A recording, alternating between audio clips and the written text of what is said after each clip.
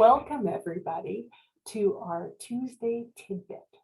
Today we're going to talk about, do we need to measure everything? I'm going to be explaining growth charts, percentiles, averages, and failure to thrive with babes.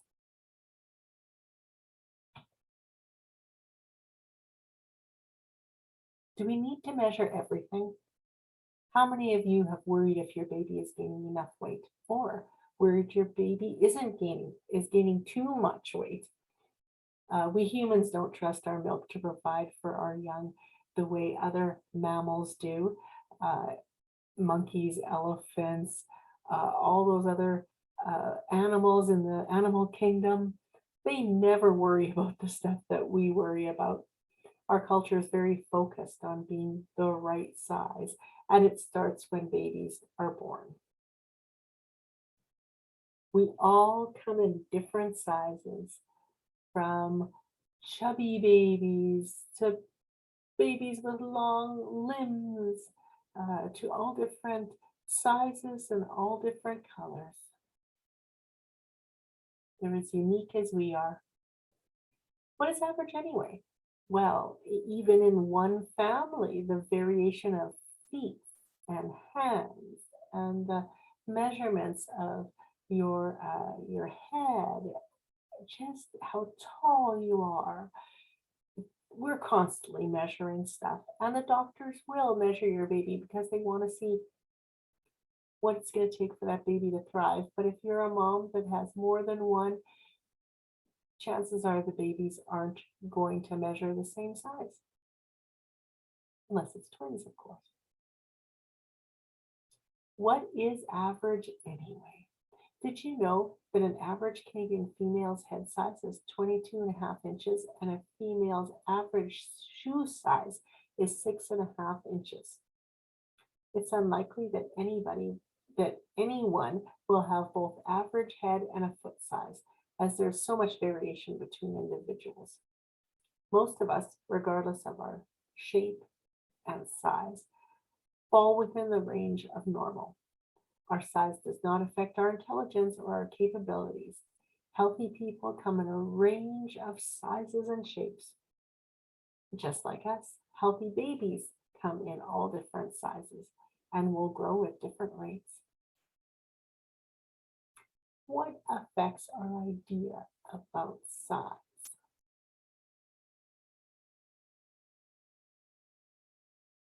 Are you a big fish in a little bowl, or are you a little fish in a big bowl, and so many varieties in between?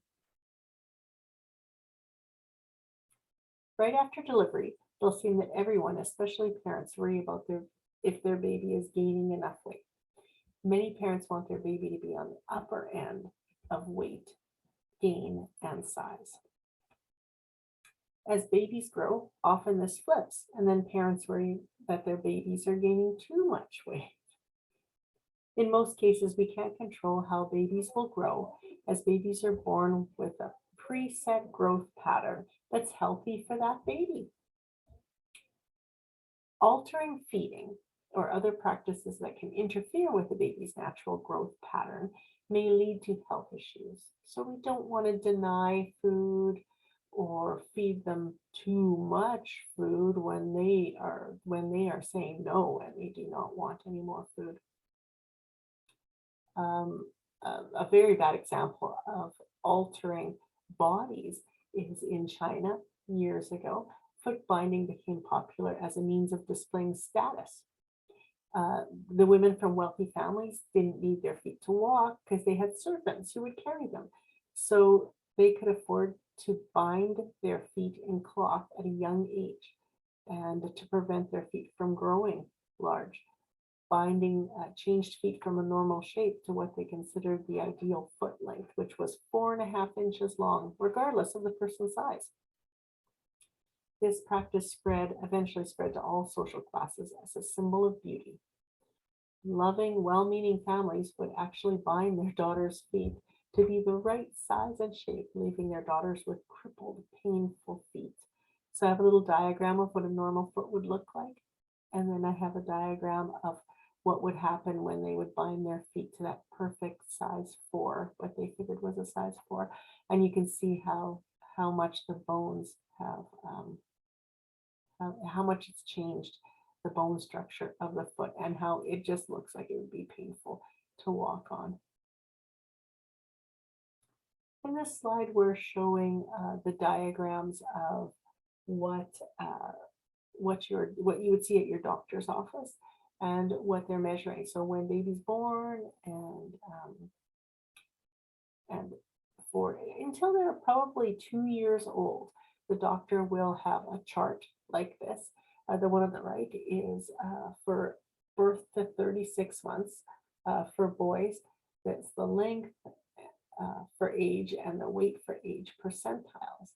So they would be measuring the length of your baby, and they would put a little dot, and then they would measure the weight, and they would put a little dot. And what they want to see is they want to see the chart climbing a little bit. You know, as the baby grows, gets a little bit taller, gains some weight. So that's what they want. So it doesn't matter where your baby is on that chart. They just want to see the chart going up. So, and on the right-hand side, we have a chart of the head circumference for age percentiles, boys birth to 36 months old. So they would be measuring the head exactly like the other chart on the left. They'd be measuring the baby's head, and they would just mark where the baby, the ages in months are on the bottom, and then the measurement of the cranium. Over the years, height and weight measurements have been taken for a lot of children of different ages and from different countries. They want to get a well-rounded view. These measurements have been put together in what was called a standard growth chart, which tells doctors how much most children or babies grow. Why do they use growth charts? Because they want to track your child's growth patterns because of the way your baby grows, to provide information about their health. Remember, I was saying they want it to be going up. They want to see that it's going up. What do the percentiles of the growth chart mean? If your baby's weight or height is on the 50th percentile line, it means that out of 100 children the same age, 50 will be bigger and 50 will be smaller. Similarly, if your baby is on the 75th percentile, it means that out of 100 children the same age, your baby is bigger than 75% and smaller than 25%.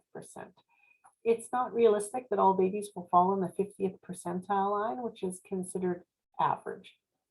Percentiles are not like a test score, so 95% is not better than 25%. Your baby's growth pattern is more important than one single measurement. And it doesn't, percentiles do not measure how smart your child is. You don't have to worry about that.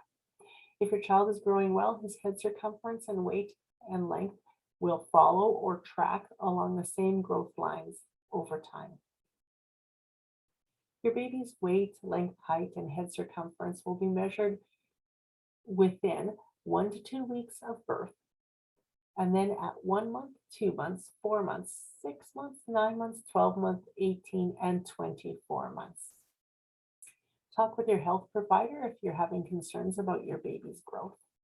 As long as your baby is growing at a steady rate, your baby is considered to have normal growth. Small fluctuations in growth are normal, and so are growth spurts. Growth often reflects family growth patterns. What do you do when there's a concern? In some instances, a baby's growth pattern may move far off their percentile, their steady growth pattern. Growing too fast or too slow can be a sign of possible problems with health or nutrition. Your healthcare provider will conduct an assessment to look at possible causes.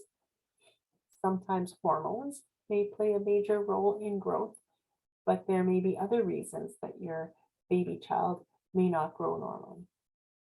Failure to thrive. Some babies don't grow and gain weight normally after they're born, and this is called failure to thrive. You'll see it marked as FFT. Failure to thrive may happen when a child simply doesn't get enough to eat. Some babies may have an illness that needs to be treated, but most will grow normally after they get enough food. It could be a genetic condition. Some genetic conditions can also cause children not to grow as they should. Some girls who are short may have Turner syndrome. This means they have one X chromosome instead of two, or that one of their X chromosomes is abnormal. Marfan syndrome makes a person tall with very long arms and legs. That's another genetic condition. Chronic diseases. These include heart and kidney problems, cystic fibrosis, juvenile rheumatoid arthritis, and sickle cell anemia, which may slow growth in some cases. Many of these growth disorders can be successfully treated now.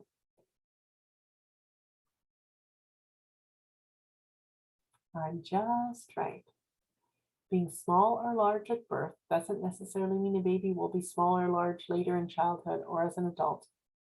Plenty of towering teenagers began life as a small baby, and some of the biggest babies on the block can grow to be a petite adult. By the time children are adults, children tend to resemble their parents in size. Many things affect a child's growth: eating patterns, physical activity habits, environmental, genetics. Whether your baby starts out large, small, or in between, you can expect your baby to keep growing fast, especially in the first few years. If you need more information about baby's growth and development, you can contact your local healthcare provider or public health.